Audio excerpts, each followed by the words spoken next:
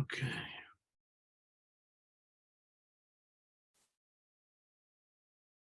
Right. So, what's the picture about?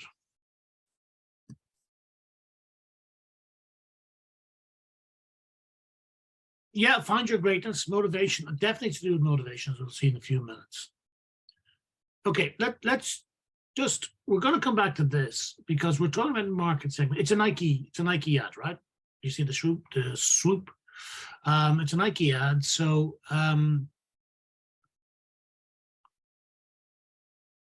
we're going to be talking about that in a minute.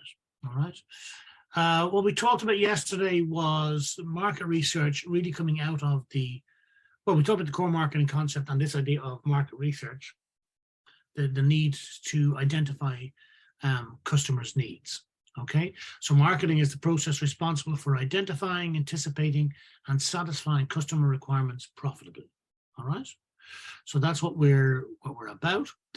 Market research is a key aspect of that because it helps us understand what the needs, wants, and demands of customers might be, what their requirements are. So requirements read needs, wants, and demands. And so it's an organized effort to gather information about target markets or customers. That's what market research is, an organized effort. So organized means that there's some sort of plan to gather information so that we can learn about target markets and our customers. What's the market and what's the customers? So we talked about this idea that the market is the container of all possible customers. Now, we can define a market like this, we can define markets like this, and we can find them smaller again, and we can segment within the markets. So the idea is we need to understand the pitch we're playing. So if we're playing in the World Cup, the Soccer World Cup, right, we're competing at this level with teams at this level. If we're competing in a street league, we're competing at this level, right, with teams at that sort of a level. So we have different resources, different strategies, different approaches. And the same type of thing nearly applies here. If we're talking about a global marketplace like Coca-Cola, where we started this course, Coca-Cola is a global brand and it has global presence and global activities, but it also works at a local level. So it tailors its ads for local markets. So the ads you see for Coca-Cola may be different to the ads I see, okay? And the same thing applies for any product, really, for any business, right? We may be bigger, right? But we still have to compete locally. So there may be times when we choose to do stuff on a pan basis and times when we choose to do stuff on a very local basis. But no matter what, we have to understand who we're doing it for and why we're doing it. And the reason we do stuff on a local basis is because different things mean different things to different people. Different messages mean different things to different people. Different cultures have placed different values on artifacts, on ideas, on presentations, and we should reflect that.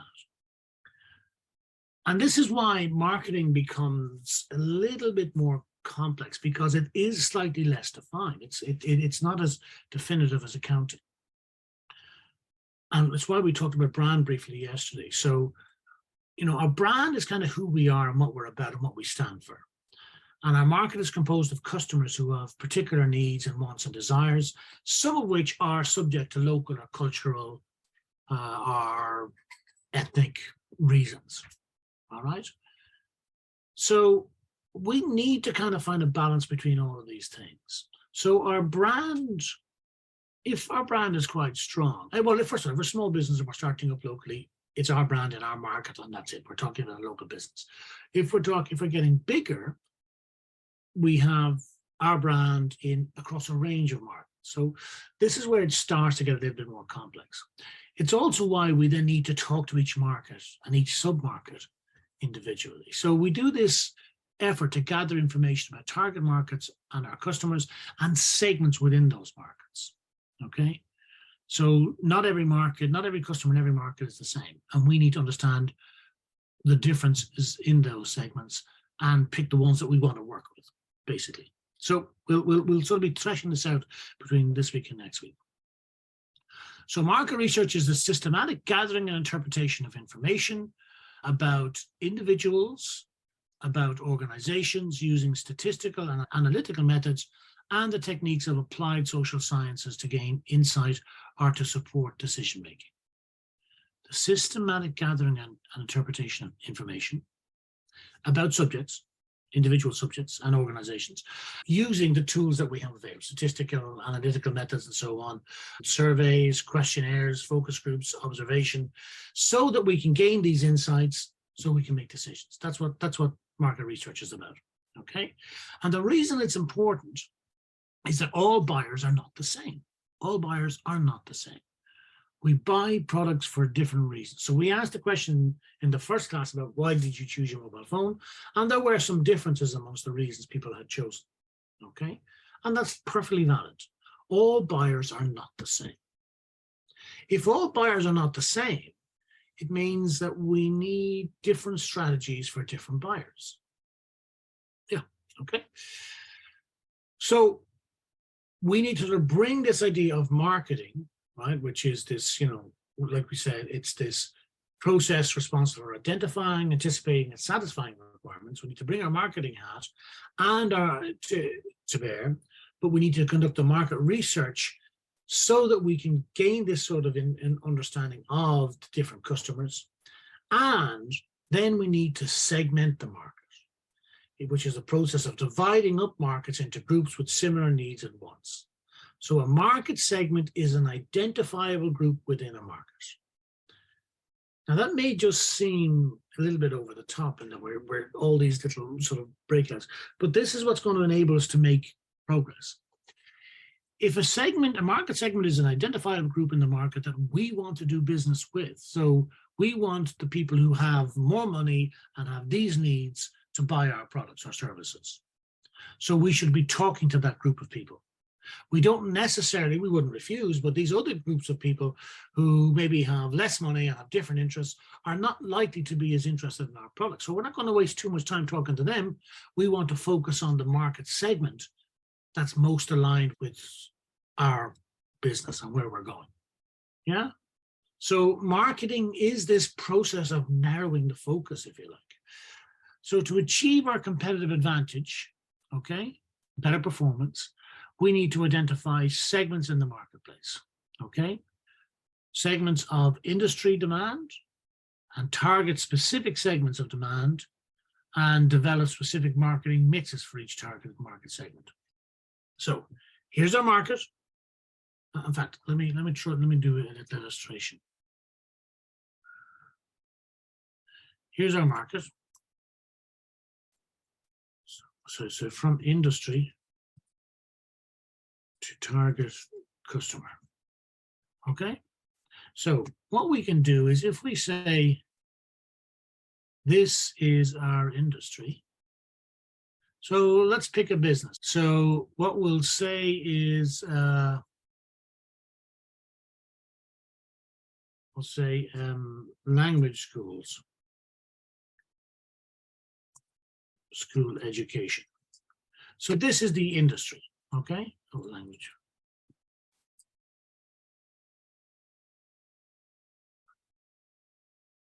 This is the industry, okay? Right? And within that, we can probably identify different segments. So we could talk about, let's say, this is the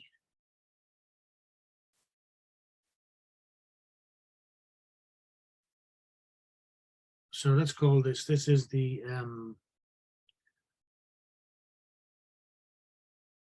online tutors segment. Okay.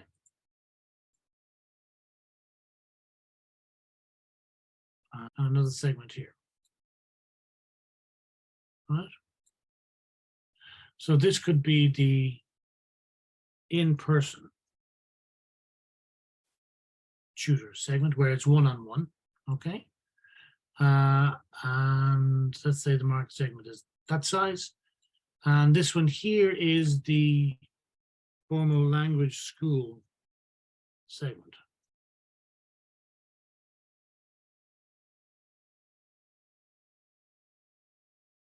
Are you with me? So this is an industry. These are different markets possibly in the industry. So this could be the formal language school segment. And what we might say is that within that, we have a segment in, let's see, let's pick another color.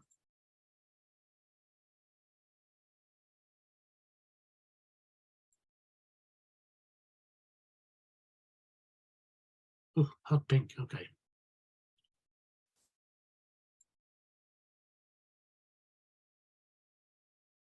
And we might say this is, let's say it's Jakarta. Jakarta schools. I'm not going to bother with different countries. Let's say this is KL. And this is Singapore, just for regional cities, right? Okay, are you with me?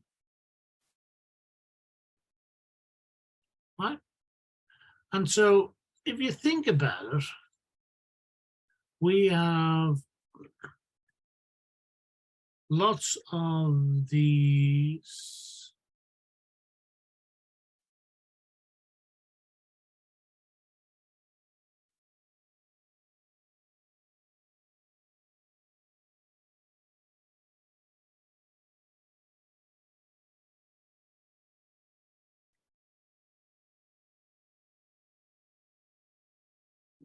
okay, and lots of these.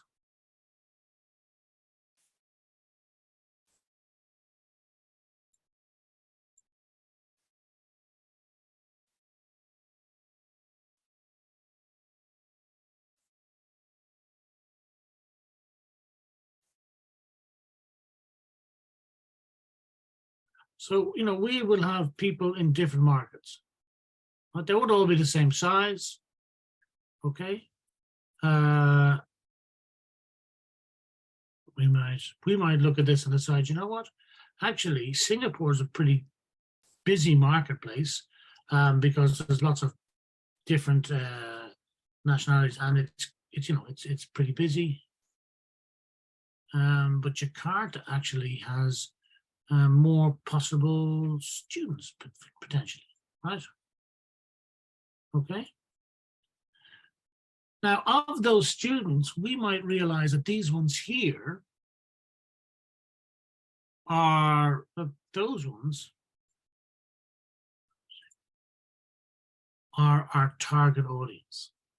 We want those because they're in a certain location or because for whatever reason. Okay. So what we're saying is this is the industry. These are the segments within the industry, maybe that are served by different types of delivery. Okay.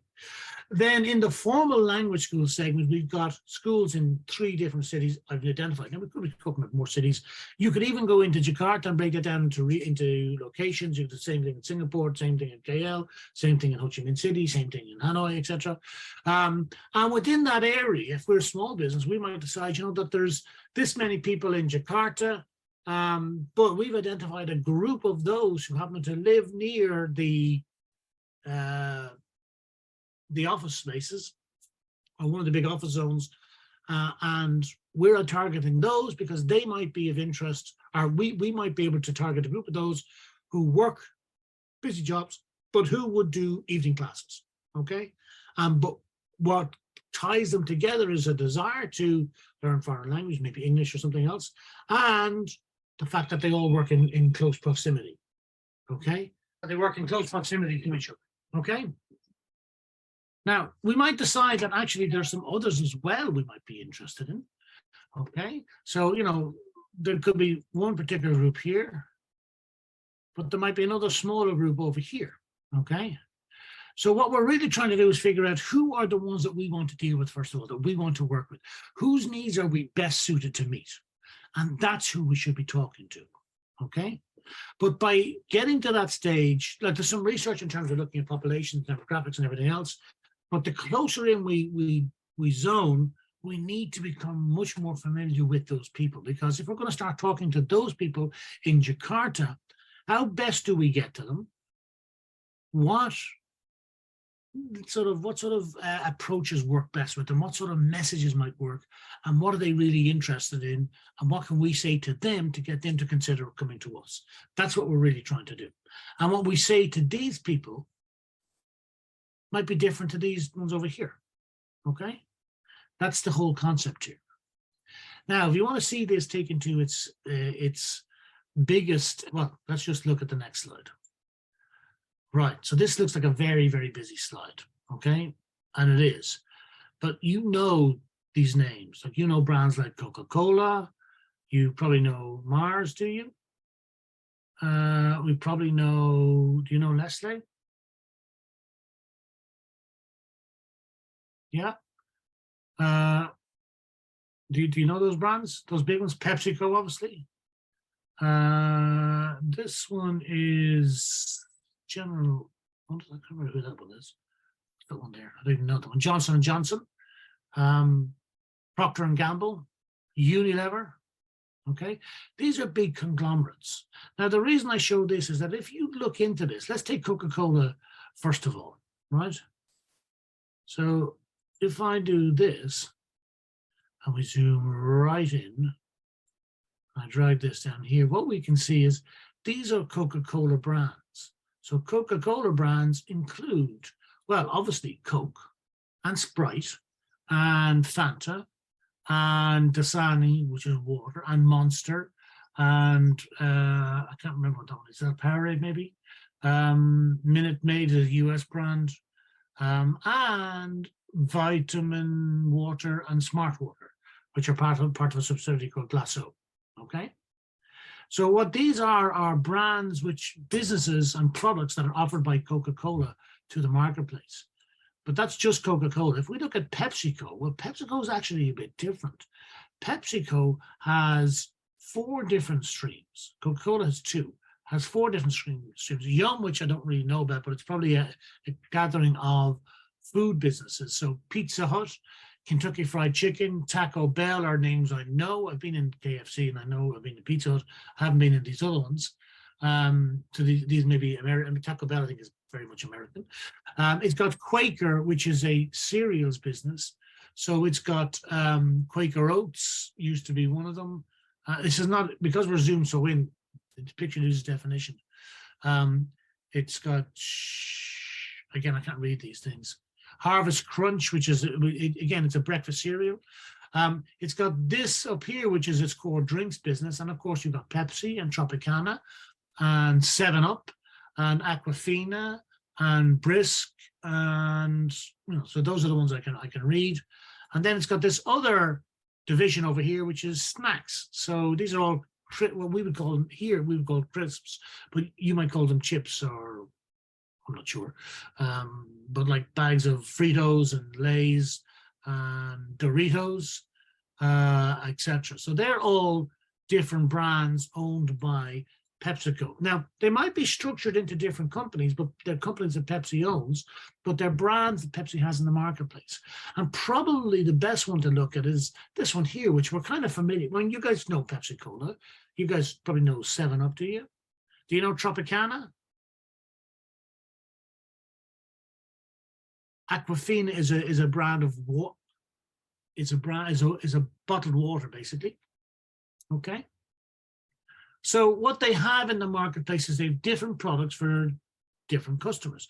Customers who like lemon drinks, customers who like cola drinks, customers who want juices, customers who drink water. Now, I'm not saying that the same customer doesn't drink all of them, but they have products in the market for when that's what that customer is looking for. So I'm a customer. There are times when I really, really want a nice, refreshing, soft drink, like a Coke. Okay, I don't buy it necessarily, but I might want it. There are times when I just want water. There's times when what I really want is a juice. So if I'm out for dinner or a sporting event, I would probably have water or juice. That'll be what I would. Those are the things I would drink. Okay, I don't drink alcohol. So water or juices. Okay, I don't tend to drink fizzy drinks anymore, but in the past I would have had a Coke or a 7-Up or something.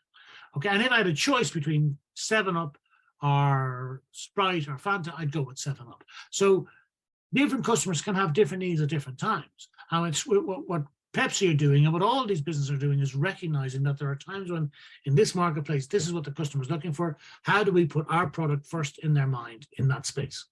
So that's PepsiCo. If we go back and we look at something like P&G, Procter & Gamble.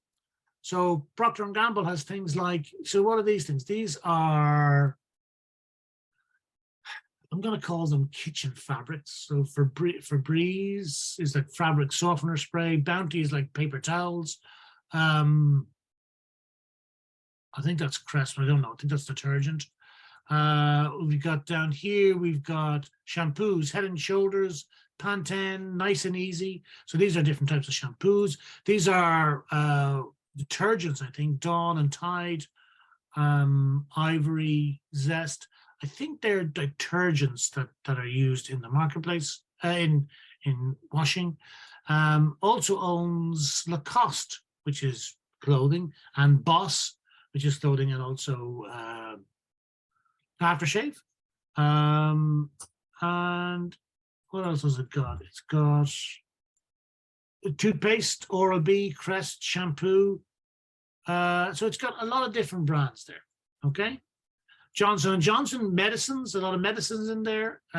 So it's got Neutrogena, Nizoral, which are like, I don't know what some of those things are. Tylenol, another brand, Sudafed, which are like painkillers, like tablets you take, aspirin, Nurofen, those type of things. And it's got other stuff like Band-Aids and Listerine and so on. So these businesses have,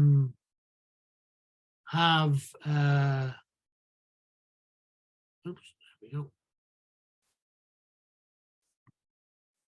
These businesses have lots of different brands.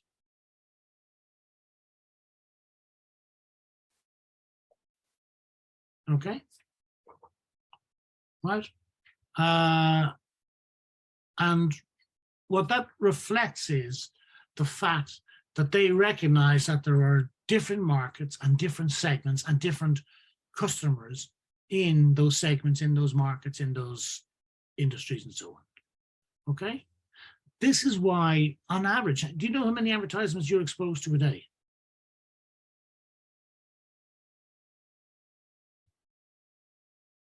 How many different advertisements you witness a day? It's a shocking number. Research indicates, certainly in the West, that you might be exposed to as much as 20 to 30,000 advertisements a day. Think about that. You're looking at me on a device, right? On that device, there's more than likely a brand somewhere on the device. So on the front of my laptop here, on just below the screen, I can see MacBook Pro. So that's an advertisement. If I go down to get the bus, I see the logo at the bus stop for the bus company. When the bus comes along, the bus has advertisements on it. I might see the person in front of me who's wearing a Lacoste jacket. I might see somebody over there who's wearing a Levi jeans. I might see somebody over here who's wearing something with a Coca-Cola t-shirt. Okay. As we go down the street, we'll see billboards. We'll see advertisements on bus shelters. I'll see shop windows, and in shop windows, I'll see products. I'll see products in shop windows. If I walk into a supermarket, I might see 1,000 different products. Now, they may not all register, right?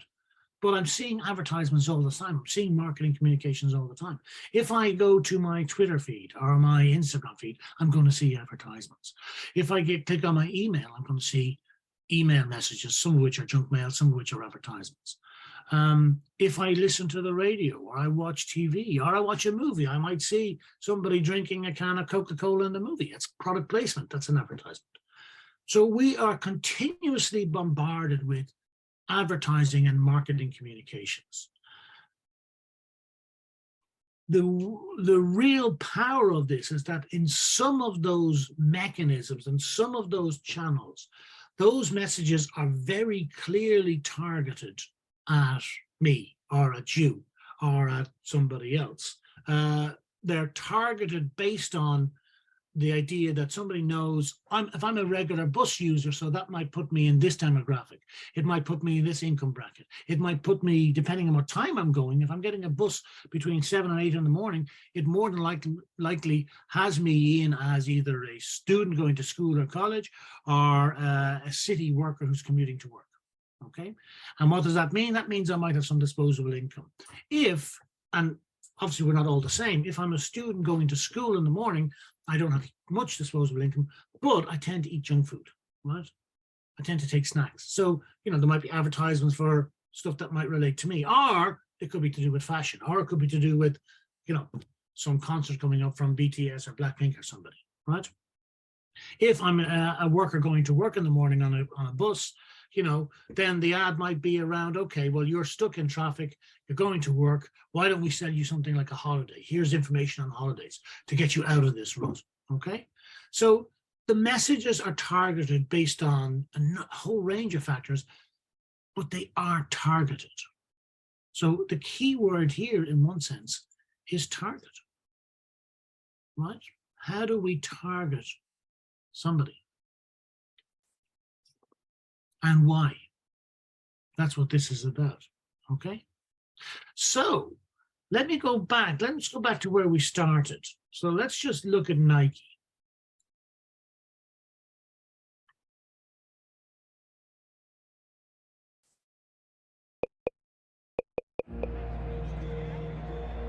We're never alone. And that is our strength. Because when we're doubted, we'll play as one. When we're held back, we'll go farther and harder. If we're not taken seriously, we'll prove that wrong. And if we don't fit the sport, we'll change the sport.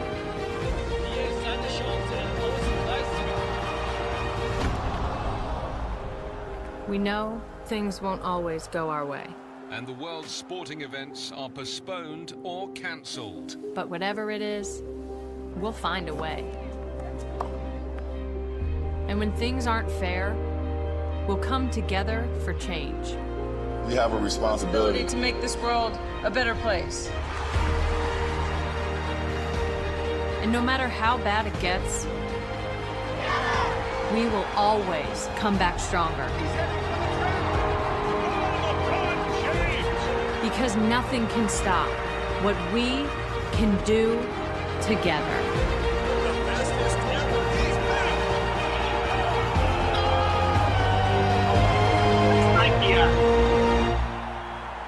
Now, is that targeted at anybody in particular?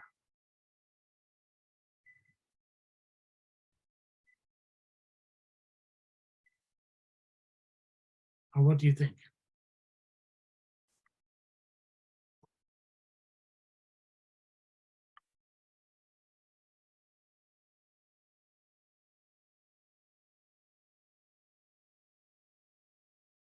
I mean, there's pretty much something for everybody in that, isn't there?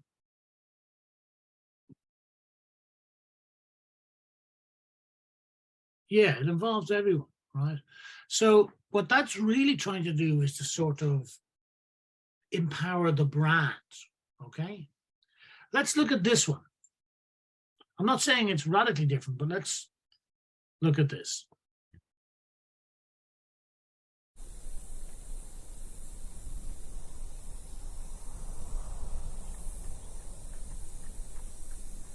Greatness, it's just something we made up.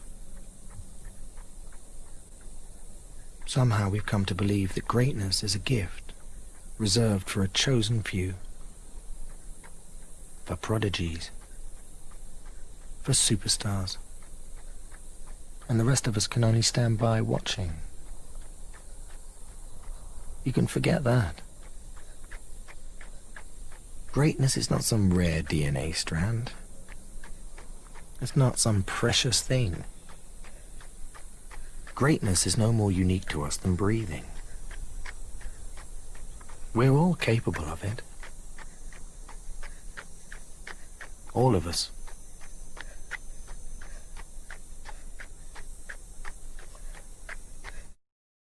So that ad, right? Greatness is no more unique to So that ad is, it's still a broad appeal, but it's kind of more specific in certain ways. Okay. So this ad is about, it's a bit more about everybody, not for everybody. This is not Michael Jordan. It's not, Usain Bolt. It's not some, globally recognized athletes. This is a guy, obviously, who's trying to make a difference, trying to get a bit healthier, a bit fitter, and just running. The entire shot is this kid running towards the camera, slowly getting there, not stopping, being committed. And so it's a bit about motivation, certainly. But the message is, and Nike's mission statement is let's have a quick look and see. I know roughly what it is, but I want to get the wording right. Nike. So Nike's mission statement is to bring inspiration and innovation to every athlete in the world. And there's a little asterisk there. If you have a body, you're an athlete. So it's for everybody. So what this ad is saying is, look, is to bring inspiration and innovation. So innovation is their products, right? Looking at new products and so on. So new materials and to make you, less sweaty or to keep you cool or whatever it is, to give you extra bounce in your stride when you're running. So there's the innovation, but also inspiration. It's about celebrating activity and getting you into activity-based clothes, basically. And it's aimed at everybody, but it's aimed at everybody in a way that sort of targets different people in different places. So this is basically saying, look, if you're overweight, if you don't think you're an athlete, you are. You can be. It's about you. Whereas the other ads, the first one we looked at, is all about, we're all in this together. This is the COVID thing. This is the COVID response. We're all in this together. We're going to make it through and we're going to find a way. And it's that, the innovation in the video was great. I love the video. But it is that sort of very broad message. So it's a message for all of the segments. And then we've got messages like this, which are more focused. Okay. If we look at Coca-Cola, so we looked at Coca-Cola ads the first time. So let's say Coca-Cola, and we did one or two, so Coca-Cola Malaysia. Right. So here we go.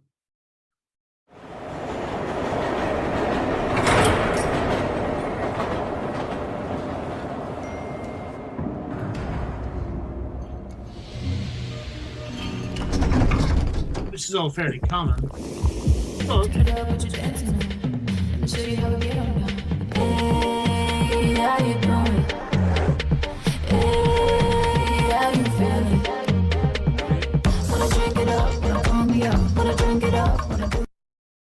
so I don't know much about, I've never been to Malaysia, but I'm imagining at least this is, somewhat related. It feels good, Coca-Cola and food. What I want to do, so let's say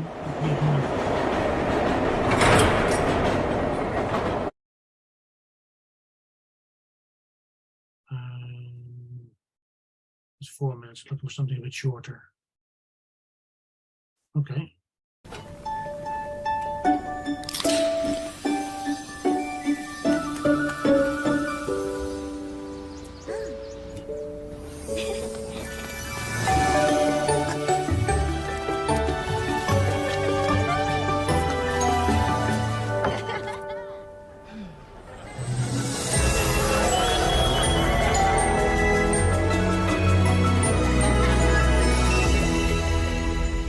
So the language, I suppose the cultural icons are different, aren't they?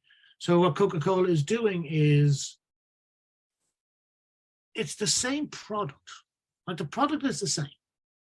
It's the same sugary, fizzy, cola flavored water in a can, right? It's the same product. Maybe the packaging is slightly different. So Vietnamese in Vietnam, Malaysian in Malaysia, English in Ireland. We don't I'm not sure I've seen a Coca-Cola can in Irish in Ireland. That's a separate issue.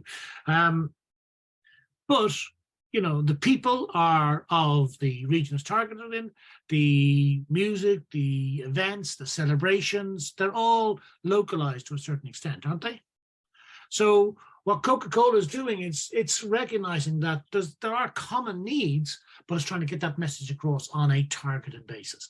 And that's really what we're sort of talking about here.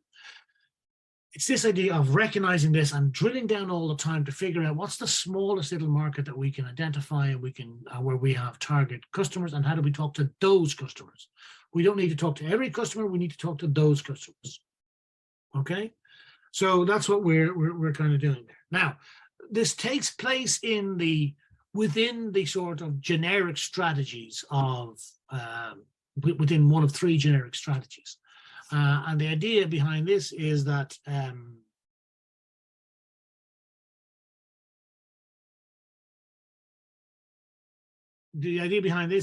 we have we will have more specific elements, but we've got generic strategies. So we compete on. Well, first of all, strategy is the pursuit of a position of value. Position of value means a position of strength over time for where we have a competitive advantage over time. And when I talk about differentiation strategy, cost strategy, or a focus strategy, cost strategy is the one we jump to, first of all, the lowest cost provider. So we compete on price. And what we're trying to do is compete in mass markets by having the lowest price product and sell as many as possible. That's one strategy. Another strategy is differentiation, that we say we're not going for the lowest cost. We want discerning customers who pay a bit more. So we're going to differentiate our products from everybody else. So we want you to buy a Coke from Coca-Cola. We don't want you to buy it from Pepsi. We don't want you to buy it from some other generic producer. It's Coke you want. You don't want some lesser quality cola. Is there a difference? Honestly, I can't tell, right? The example, that's one example. Differentiation strategy, high-end Mercedes car, where it sells for a lot more than a Toyota Yaris. Okay, it sells a lot more than a Kia Picanto or one of those. Okay, and the idea is that they're differentiating based on Mercedes is a Mercedes. It's got the logo, it's got the quality age, it's German, it's X, Y, and Z. Same with a Porsche, same with a Ferrari, progressively higher. But in the lower ends of the marketplace, where cost is much more important, you see car companies competing more on price. Some car companies compete on price by giving you more of a warranty or free servicing or something else to go with it. So those are two generic strategies. The other generic strategy we call a focus strategy. And what that is focusing either on cost or on differentiation within a smaller segment of the marketplace. So Porter generic strategies are basically on the lines that are recognizing that all buyers are not the same and all suppliers are not the same, but it's having one sort of generic strategy. We need to figure out what our approach is, and the more we can identify and target customers, the more we can probably get into a differentiation strategy than a cost strategy, because a cost strategy is all about low cost. It's about volume. It's about efficiencies, but it's not about premium pricing. So our process, our marketing process might be, okay, what is our mission? Okay, and this is very much like, our broad management strategy in one sense. What is the mission? What are we trying to achieve? What's the situation analysis? What's going on outside of our business? What's going on in our marketplace? Where are the customers? What do they want? Who's got a product in there that solves their problem? Why are people buying from that company? Why are they buying from this other company? Why shouldn't they buy from us?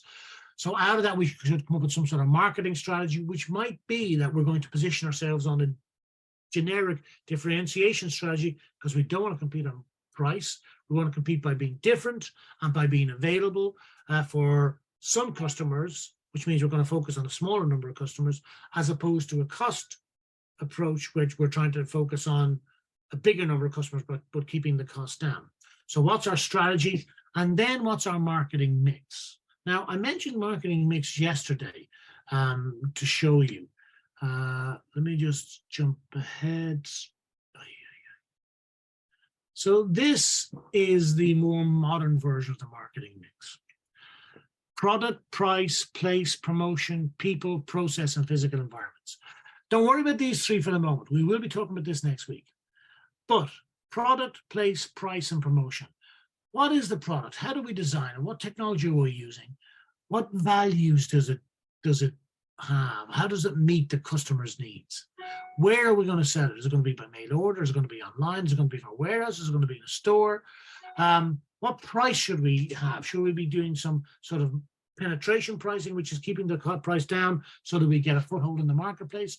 Should we be doing differentiation?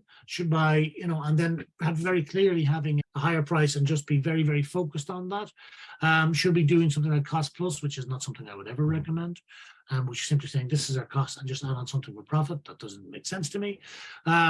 Where should we do our promotions? So our marketing mix is what decisions we make under these headings, which enables us to go into the marketplace, okay? And then once we've decided on that, then we implement and we control. So if we sort of break that down, this is, a deep, and this ties in with stuff we've done under business environment and what we'll be doing in the future. If we look at this step by step, so this is broken into a 15-step process. What's our mission statements? What's our objectives? Where do we see opportunities? What's going on in terms of the environment, or pest or pestel? Maybe we do the 5 forces. Where's the power, which is the 5 C's there effectively. Well, actually, these are different tools. We might use the 5 forces. Who has the power in the marketplace? Do the buyers have the power? Do the sellers? Are there new competitors? Are there substitute products? We might do a SWOT analysis to help us come up with a marketing strategy where we set our target audience. Who do we want? What goals do we have? And we put a budget against it, and then we go develop our marketing mix and so on. So this whole process enables us to go from, okay, let's start looking to making decisions and doing, okay? We might within that recognize that actually we might have different approaches based on B2C or B2B. Do you know what B2C is?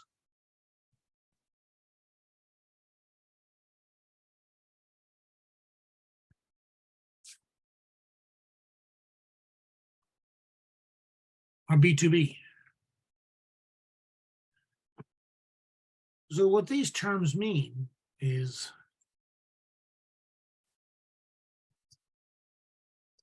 B2C is business to consumer, and B2B is business to business. Now, this is kind of an important distinction in one sense, because what it means is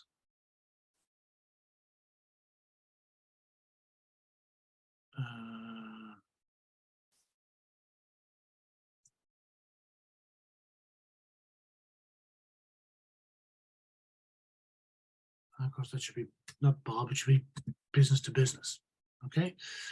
So it means that we might have different approaches because the customer is different, right? It can be customer or consumer. I wouldn't make that distinction at this stage. We might treat them differently. So there could be 2 versions of B2C, but the big difference is B2B as opposed to B2C. Now, what this recognizes is that businesses are different customers to consumers, okay? So our target markets might be different, okay? Our purchasers might be different. Their process is different. And to be honest, this is probably the most important aspect of this. Let me get this here. This is probably the most important in many ways. We need to know what the buyer's process is. What is the buyer's process?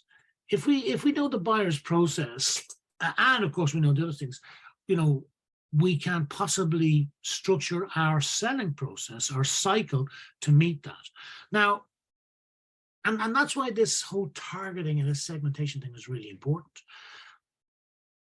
The more we know about who we're trying to deal with, the better we can try and align our system, our processes with their needs and to help them make the decision.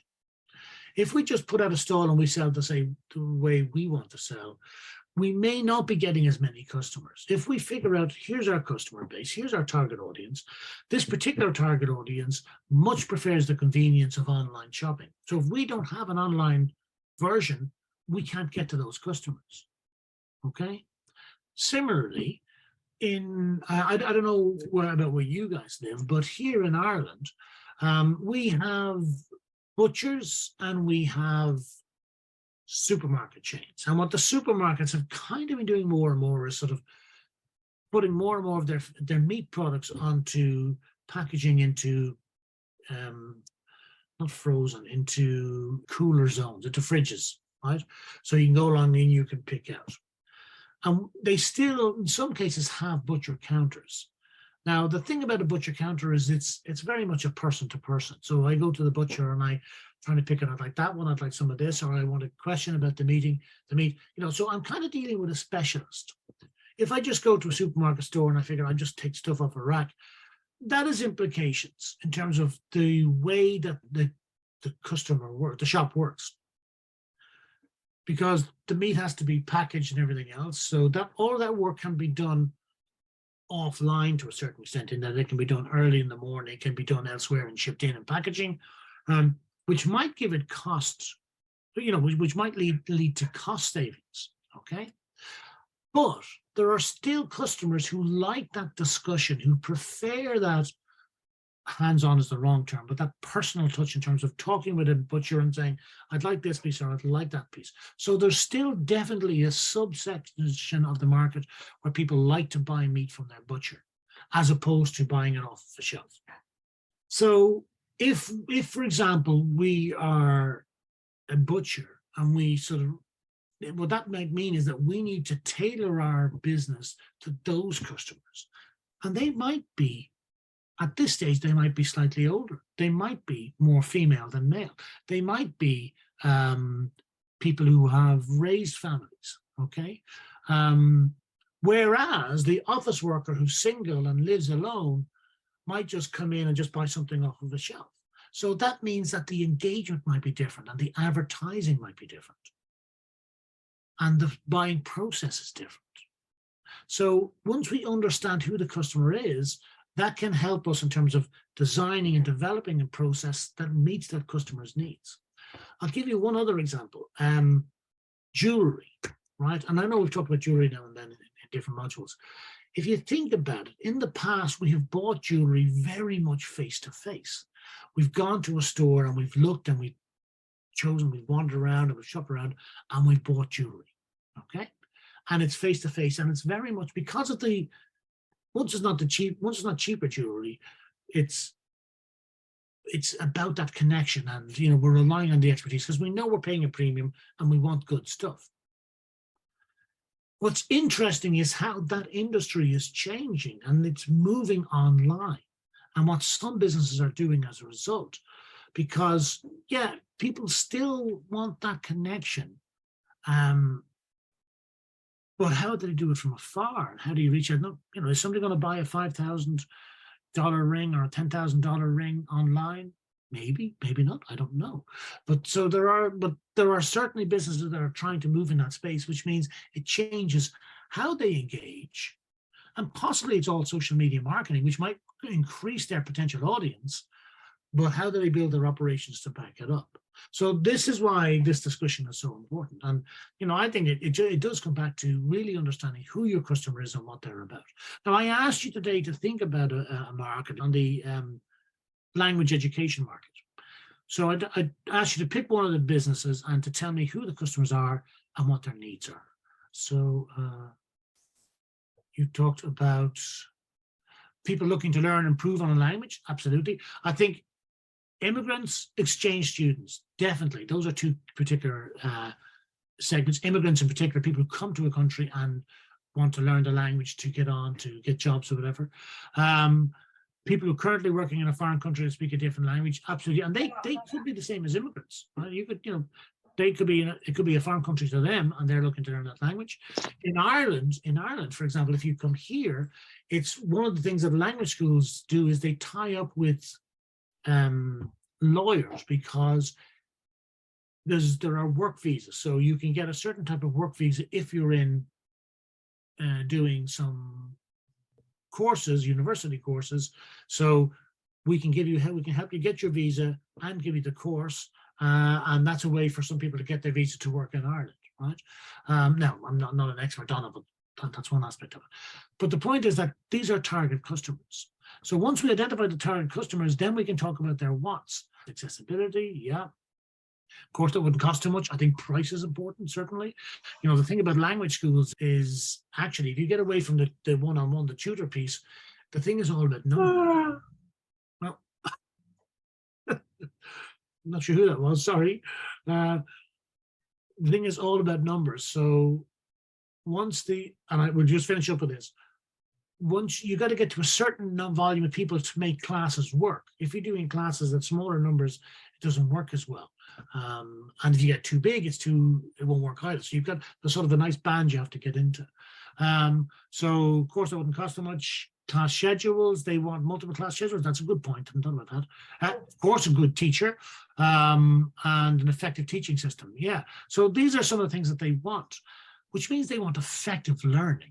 So if we were in this business and we were targeting some of these customers, we want to get our operations together, but we might recognize that, yeah, so things like effective learning, things like good teachers. So one of the things that language schools do, apart from competing on cost, is they say, you know, here's comments from previous students, here's reviews from previous students, and they feature them on their websites and so on, because those address some of the needs of those target customers.